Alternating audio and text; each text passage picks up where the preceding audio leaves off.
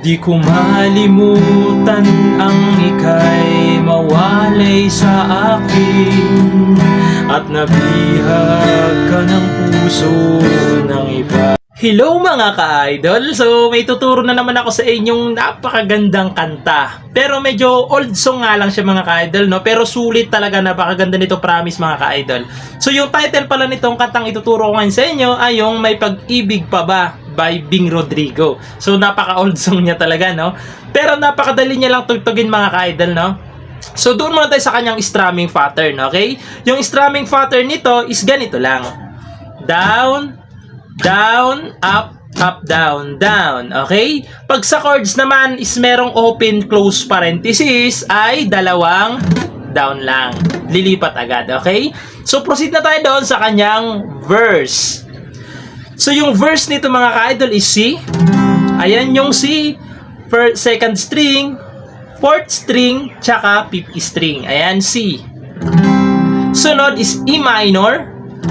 Yung E minor, ito siya, fifth string, tsaka fourth string lang. Ayan, E minor. Sunod, D minor. Yung D minor, ito siya, first string, third string, tsaka second string. Ayan, D minor. Tapos, pupunta kayo ng G. Okay, yung G, ito siya, second string, first string, second string, fifth string, tsaka sixth string. Ayan, G. Yung mga chords na yan is 2 times nyong gagawin, okay? 2 beses. Pag nagawa nyo ng 2 beses, pupunta kayo ng F. Ayan. Ayan yung F. Nakabara siya dyan sa first fret. Dito naman sa second fret ay third string. Dito naman sa third fret ay fifth string, tsaka fourth string. Ayan, F. Tapos, pupunta kayo ng G7.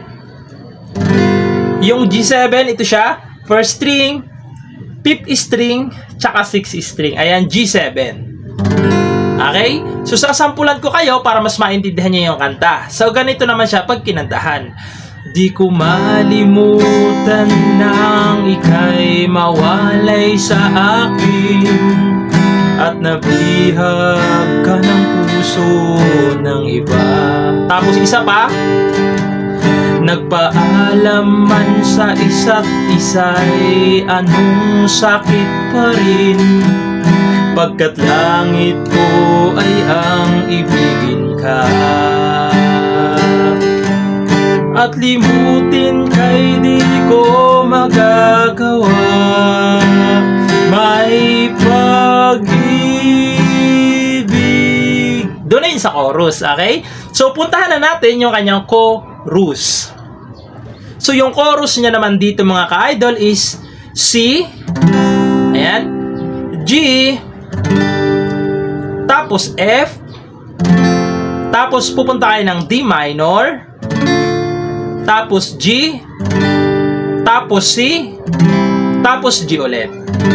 Pag nagawa nyo yan, babalik lang ulit kayo ng C, G, F, tapos D minor ulit, tapos G.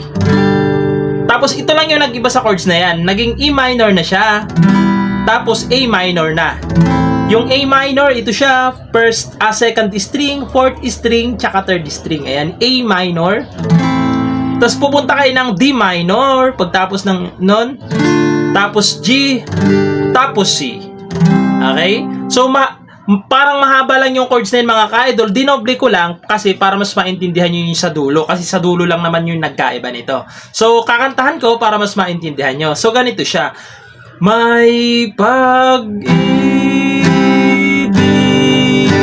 pa ba sa katulad kong ang puso'y naulila? May pa ba? Mayroon bang pag-asang lumigaya pa ngayong malayo ka na?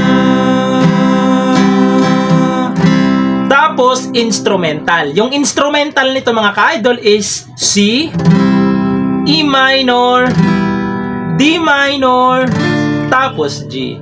Pagtapos ng instrumental, babalik lang kayo ng second verse. Okay? So, same lang yung verse, 1, verse 2, verse 3, same lang, pati yung chorus, pati yung instrumental niya. So, ayun lang. Sana nagustuhan niyo yung video natin ngayon, and bye-bye!